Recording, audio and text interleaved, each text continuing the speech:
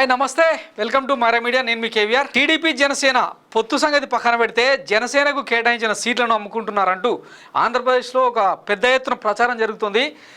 ప్రతి సీటును బేరం పెడుతున్నట్టు ఆఖరికి తనకు కేటాయించిన భీమవరం సీటును సైతం టీడీపీ నేత అంజిబాబుకు బేరం పెట్టారని చెప్పి గతంలోనే మనం చూసినాం.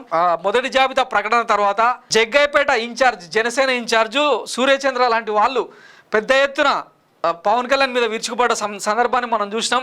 అలాగే ఎన్నికల్లో తణుకు నుంచి పోటీ చేద్దాం అనుకుంటున్నా విడివాడు అన్యాయం జరిగింది, ఈసారి ఎట్టి పరిస్థితుల్లో తణుకు సీటు అని చెప్పి స్వయంగా పవన్ కళ్యాణ్ నోట వినిపించిన తర్వాత అట్లాంటి సీటులో తణుకులో టీడీపీ అభ్యర్థిని ప్రకటించడం కూడా పెద్ద ఎత్తున అంటే పవన్ కళ్యాణ్ మీద విమర్శలు దారితీసింది. ఈ నేపథ్యంలో అంటే జనసేన కేటాయించిన 24 సీట్లలో కూడా చాలా వరకు టీడీపీ అభ్యర్థులే పోటీ చేసే అవకాశం ఉండొచ్చు అన్న సంకేతాలు కూడా వినిపిస్తున్నాయి. ఒకసారి అది డీటెయిల్గా చూసే ప్రయత్నం చేద్దాం. జనసేన టికెట్ల వేలానికి పెట్టారా అంటే అవుననే సమాధానం వస్తుంది. టీడీపీ దయతలిచి ఇచ్చింది 24 అసెంబ్లీ సీట్లు, 3 లోక్సభ స్థానాలు. వీటికి కూడా సొంత పార్టీ నేతలకు ఇచ్చుకోలేని దయనీయ స్థితిలో పవన్ కళ్యాణ్ ఉండడం ఆశ్చర్యం కలిగిస్తుంది.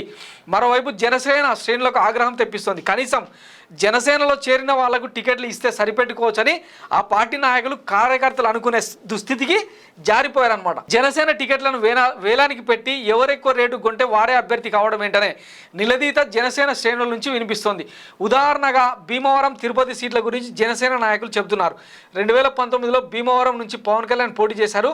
వైసీపీ అభ్యర్థి గ్రంథి శ్రీనివాస్ చేతిలో ఓడిపోయారు. ఈ దఫా కూడా భీమవరం నుంచే పోటీ చేస్తారని అంతా అనుకున్నారు. కానీ భీమవరం నుంచి ఆయన తప్పుకున్నారు. అలాంటప్పుడు భీమవరంలో పార్టీ కోసం పనిచేసే నాయకులకు అవకాశం కల్పించాలి. పవన్ కళ్యాణ్ ఏం చేస్తున్నారంటే టీడీపీ నాయకుడికి టికెట్ ఇస్తూ తన పార్టీ వాడని సరిపెట్టుకోవాలని భావిస్తున్నారు. జనసేనలో భీమవరం మాజీ ఎమ్మెల్యే టీడీపీ నాయకుడు పులిపర్తి రామాంజనేయులు ఇంకా చేరలేదు. కానీ భీమవరం జనసేన నాయకులతో నిర్వహించిన సమావేశంలో ఆయన పాల్గొనడం గమనార్హం. 2-3 రోజుల్లో జనసేనలో చేరుతానని ఆయన ప్రకటించారు. వైసీపీ లేదా మరే ఇతర ప్రతిపక్ష పార్టీల నాయకులు జనసేనలో చేరడాన్ని అర్థం చేసుకోవచ్చు.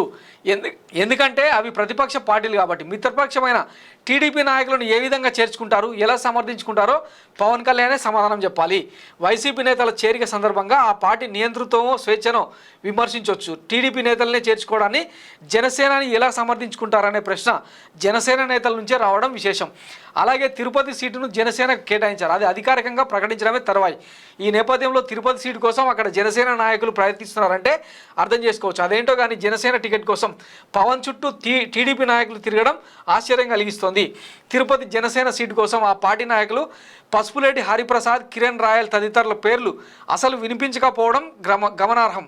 ఆ సీటు కోసం టీడీపీ నాయకులు గంటా నరహరి, ఊకా విజయ్ కుమార్, మాజీ ఎమ్మెల్యే సుగుణమ్మ, జేబీ శ్రీనివాసులు లాంటి వాళ్ళు సీరియస్గా ప్రయత్నిస్తూ ఉన్నారని సమాచారం. వీళ్ళంతా జనసేన టికెట్ను కొనుగోలు చేసే బ్యాచ్గా చెప్తున్నారు. తాజాగా జనసేనలో చేరిన చిత్తూరు ఎమ్మెల్యే ఆరణి శ్రీనివాసులు కూడా కొనుగోలు రేసులో తాను కూడా ఉన్నానని చెబుతున్నారు.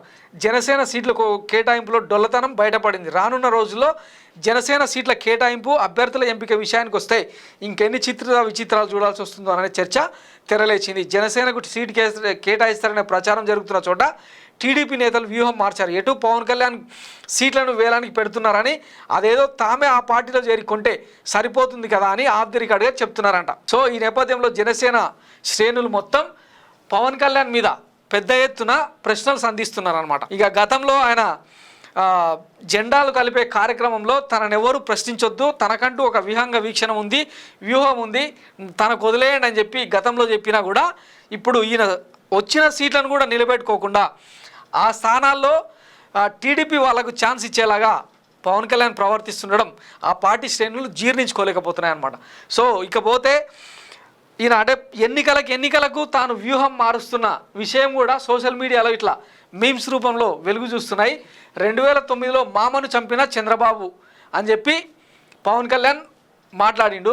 2014 విషయానికి వస్తే అదే పార్టీతోన పొత్తు పెట్టుకొని ఈ రాష్ట్రానికి చంద్రబాబు అనుభవం అవసరం అని చెప్పి గ్లాసును బోర్లించిండు. తర్వాత 2019 ఎన్నికల విషయానికి వస్తే చంద్రబాబుతో విభేదించి అవినీతి జలగలు చంద్రబాబు లోకేష్ అని చెప్పి తీవ్రంగా విమర్శించిండు. తాను అధికారంలోకి వస్తే వాళ్ళిద్దరినీ జైలుకు పంపిస్తా అని చెప్పి కూడా సవాలు చేసిండు. ఇప్పుడు 2024 వచ్చేసరికి 40 ఏళ్ళ అనుభవం ఉన్న నాయకుడు రాష్ట్రానికి అవసరం అని చెప్పి మళ్ళా ఇంకోసారి గ్లాస్ బోర్లించిండు. ఇట్లాంటి నేపథ్యంలో 2029లో గ్లాస్ గుర్తు పరిస్థితి ఏందన్నా మీమ్స్ వెలుగు చూస్తున్నాయి అన్నమాట. ఇది ప్రస్తుతం పవన్ కళ్యాణ్ పరిస్థితి. ఇకపోతే ఢిల్లీకి చంద్రబాబు నాయుడుని వెంట పెట్టుకొని పోయి ఢిల్లీ పెద్దల దగ్గర తాను ఎంతమందితో ఎన్ని రకాల చివాట్లు తినాల్సి వచ్చిందో అంటే ఈ పొత్తు కోసం అని చెప్పి గతంలో స్వయంగా పవన్ కళ్యాణ్ ప్రకటించిన విషయాన్ని ఒకసారి గుర్తు చేసుకుంటే ఇప్పుడు బీజేపీతో పొత్తు ఎందుకు అవసరం, ఎవరి కోసం అవసరం అన్న చర్చ కూడా రాష్ట్ర ప్రజల్లో నలుగుతోంది. మరి దీనికి ఈ ఇద్దరు నేతలు ఏం సమాధానం చెప్తారు? ముఖ్యంగా జన సైనికులకు పార్టీ జెండా గత 10 ఏళ్ళుగా మోస్తున్న జన సైనికులకు, జనసేన ఇన్ఛార్జీలకు పవన్ కళ్యాణ్ ఏం సమాధానం చెప్తారన్నది వేచి చూద్దాం. Thanks for watching Myra media. నేను మీ కేవీఆర్. Thank you.